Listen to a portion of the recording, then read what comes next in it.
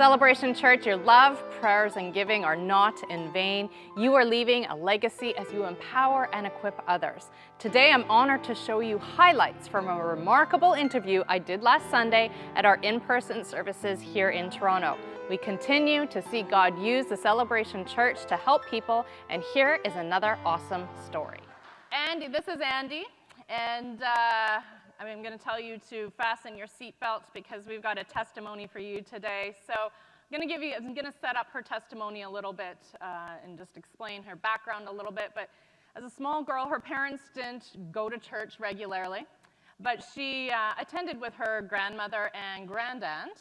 And being a young girl, she was sent into Sunday school with all the other kids, but her Sunday school teacher said that she asked too many questions, and they sent her into the adult service. And so Andy, she's always felt a connection with God, or she's always had a drawing towards him, and she became interested in different religions and different faiths, and has always kind of had a spiritual appetite. This is where I'm going to now get Andy to kind of expand here a little bit more. Where did that spiritual appetite lead you? It led me in a lot of different directions. I think at the very root of it, God has always been at the center. But in my, I guess you could say, pursuit of truth and maybe a tendency to make things more complicated than they are, I felt that I really needed to explore it. So I was fascinated by various religions that had a lot of devotion to prayer and the differences between how people express their faith in God. So yeah, I ended up studying with a shaman for 4 years. That was about 10 or 15 years ago. First Nations tradition, spirituality. And I just felt like I needed to pursue it as far as I could, you know? And how far did that take you? Well, I guess ultimately it's taken me here, which has been a very interesting journey.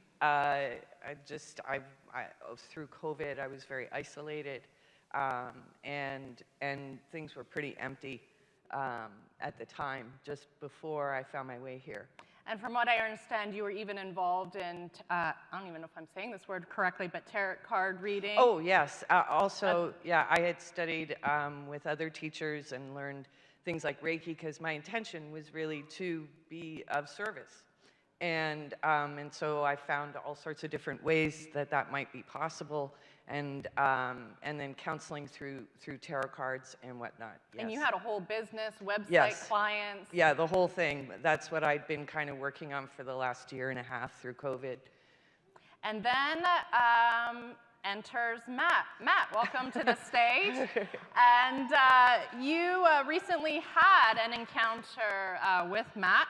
Yes. In a park. Yes. And this is where the story gets interesting. Tell us about that. So yeah, as I said, this past 2 years through COVID has been pretty dark and isolated for me.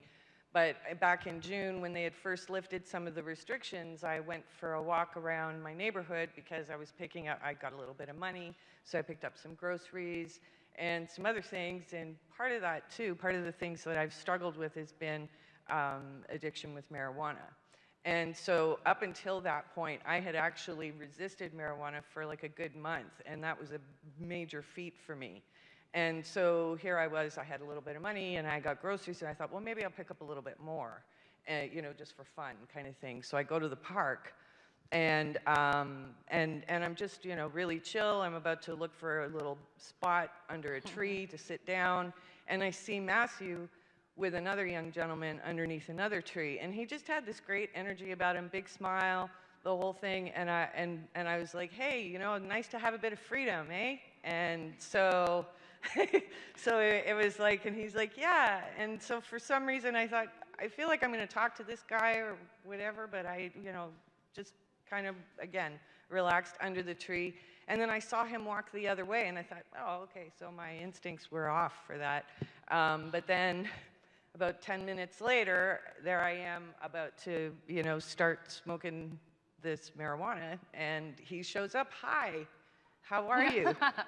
Now, she asked the question, or she made the statement, it's good to be free. I'm going to pull Matt into the story now. Matt, when she says it's good to be free, what happened at that moment? I said, yes, indeed. I just remember, like, it's just like, I saw her walk, and that's literally the statement that got me, it's good to be free.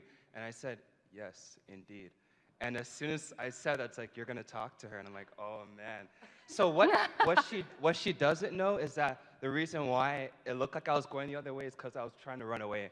But I knew I had to get to her. So it's like she was over here, and I took this way to get to her, just talking to God like, I don't want to do this, but, you know, I did it. We'll put it that way. I'm sure lots of people can identify with the same feelings. So you finally connect, you start talking, and then what happens? And Matthew said to me, you know, do you know God and Jesus? And I said, actually, I really feel I've got a very strong relationship with God.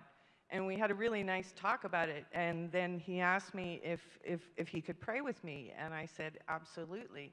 And so we started to pray together. And then he put his hand on my head.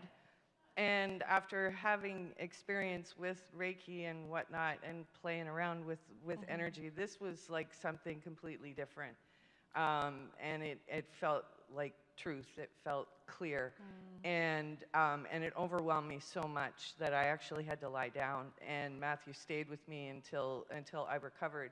But also the things that he was saying while he was, you know, making sure that I was okay were things that he couldn't have possibly known about me.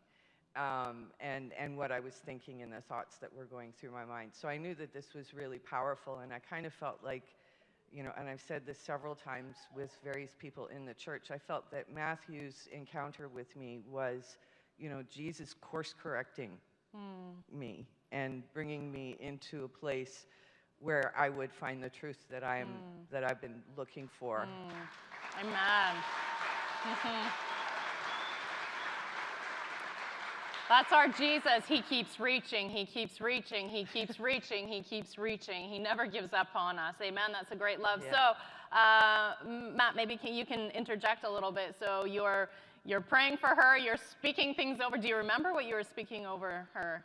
To be honest, not too much, but I do know, being honest, like I don't want to add anything that wasn't there, but I do remember it was just almost like what the heart was just like, this is God's daughter, and she needed to hear the love of the Father, right? And that's what came across the most part. So, yeah. So then, anything else that you want to add to that? Microphone. Yeah. Things that changed. Well, yeah. Yeah. Let's talk about what's now changed. Yeah. I mean, you know, first of all, I know. That the effect of just becoming a part of this community is making things better in my life.